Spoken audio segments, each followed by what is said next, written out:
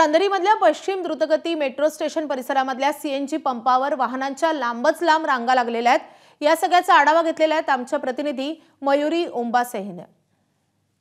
RCF compound मधील गेलच्या मुख्य pipeline मध्ये बिघाड झाल्याने आज दिवसभरात सीएनजीचा तुटवडा भासण्याची शक्यता आहे। कारण कालपासूनच सीएनजी साठी या लांबच लांब रांगा लागलेल्या पाहायला मिळत आहेत। सीएनजी नसल्यामुळे या सगळ्याचा परिणाम रोजच्या जीवनावर आपल्याला पाहायला मिळतोय। कारण मोठ्या प्रमाणात हा सीएनजी रिक्षा मध्ये वापरला जातो, खासगी बसेस, वाहनं, स्कूलच्या व्हॅन्स आहेत त्यामध्ये सीएनजी वापरला जातो आणि या सगळ्याचा परिणाम आता या सगळ्या रोजच्या जीवनावर आपल्याला पाहायला मिळतो। कारण पेट्रोल पंपाबाहेर मोठमोठ्या रांगा लागलेल्या आहेत सीएनजी साठी।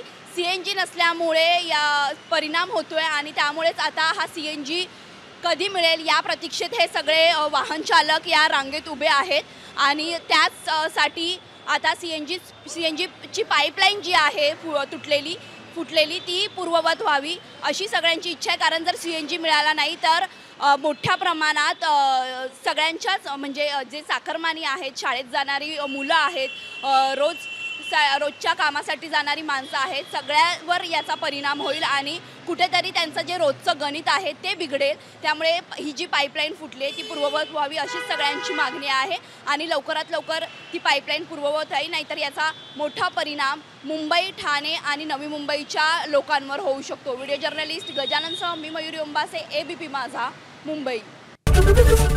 एबीपी माझा, उघडा डोळे बघा नीट।